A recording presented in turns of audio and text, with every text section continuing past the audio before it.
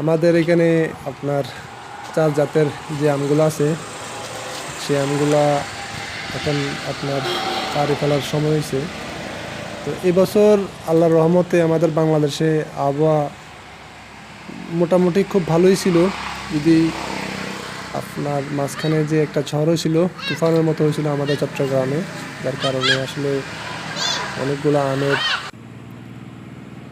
মুকুল পড়ে গেছে এবং মাঝে মধ্যে যে আপনার শিলাবৃষ্টিটা হয়েছে, যার কারণে প্রচুর আমের ক্ষতি হয়েছিল। আর একটা হচ্ছে যে অতিরিক্ত গরমের কারণে কিন্তু আমাদের এখানে প্রচুর পরিমাণ আমের ক্ষতি হয়েছে। আমের মুকুল বা আমের যে ছোট ছোট কড়াগুলা, সেগুলা ঝরে গেছে অতিরিক্ত গরমের কারণে।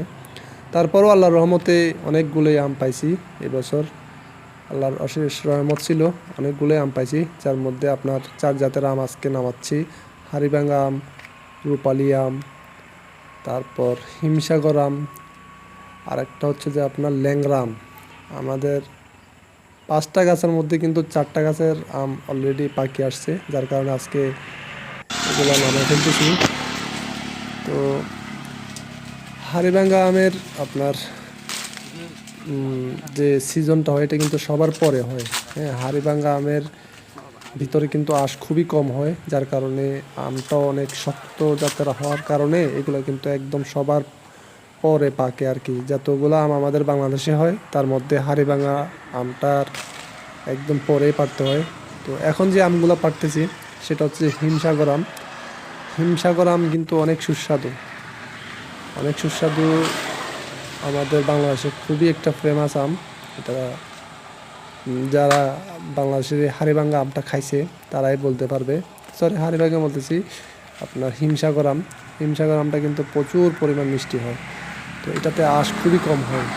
আঁশ কম হওয়ার কারণে কিন্তু এটা আমাদের অনেক আম যারা বেশি পছন্দ করে বা আম দিয়ে দুধ দিয়ে যারা ভাত খাইতে পছন্দ করে, তারা কিন্তু এই আমটা বেশি পছন্দ করে থাকেন। সেই জন্যই আসলে আমাদের বাংলাদেশে হিমসাগর আমটা আপনার খুবই ফেমাস। তো আরেকটা জিনিস আপনারা খেয়াল রাখবেন, যখন আপনারা আম গাছ থেকে আমটা পারবেন, সেখানে ছোট ছোট বাচ্চারা থাকে, ওরা কিন্তু উপর দিকে তাকায় থাকে। হ্যাঁ, তো আম পাড়ার সময় কিন্তু আম গাছ থেকে বা আমের যে ডাঁটাটা আছে, এই ডাঁটার থেকে কিন্তু একটা আমের কষ বাইর হয় আর কি। তো সেটাতে কিন্তু আপনার এক জাতীয় অ্যাসিডের মতো একটা পদার্থ থাকে।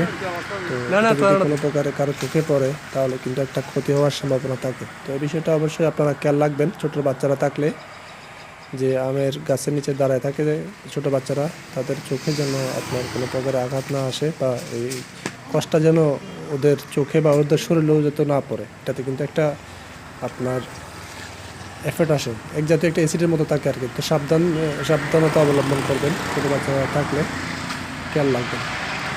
তো আল্লাহর রহমতে যেটা আপনাদের কাছে বলতে যাচ্ছি, আল্লাহর রহমতে আমাদের 5টা গাছের মধ্যে আপনার যে প্রথম গাছটা থেকে আম নামাচ্ছি, সেটা হচ্ছে একটা হিমসাগর গাছের আম। এখান থেকে মোটামুটি আপনার প্রায় 25-30 কেজির মতো হবে নামাইছি।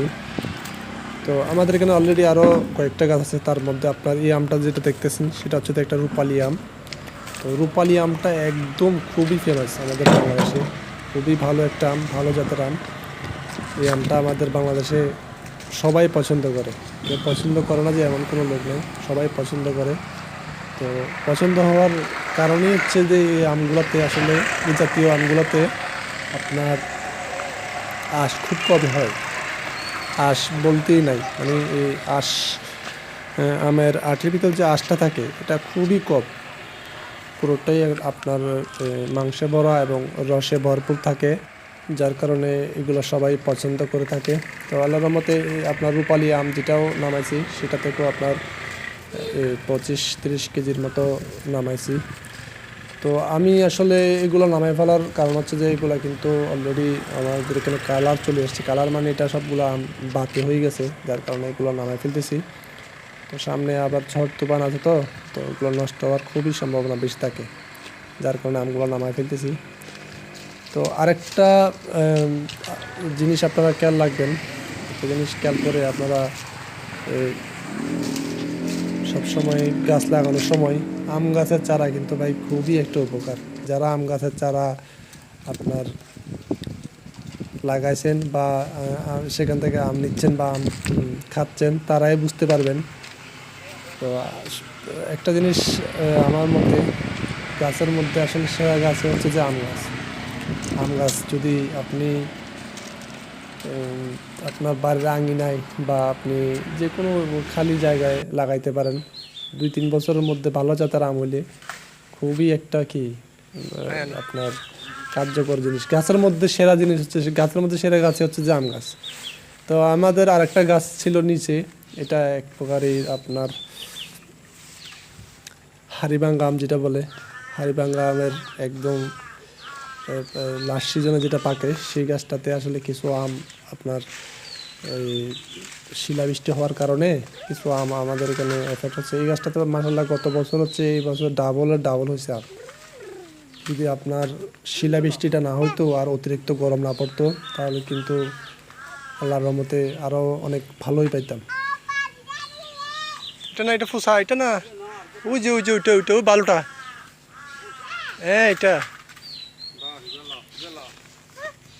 তারপরও আল্লাহর রহমতে যাই পাইছি শুকরিয়া আলহামদুলিল্লাহ। তো আমাদের বাড়ির পাশে যে গাছগুলো ছিল সেগুলো আপনাদের মাঝে শেয়ার করলাম। ভালো লাগলে ভিডিওটাতে একটা লাইক দিবেন এবং যারা নতুন ভিউয়ার্স আছেন অবশ্যই চ্যানেলটা সাবস্ক্রাইব করে রাখবেন। আর আপনাদের কোনো প্রশ্ন থাকলে অবশ্যই কমেন্টে জানাবেন। তো আজকের জন্য এখানেই, আল্লাহ হাফেজ।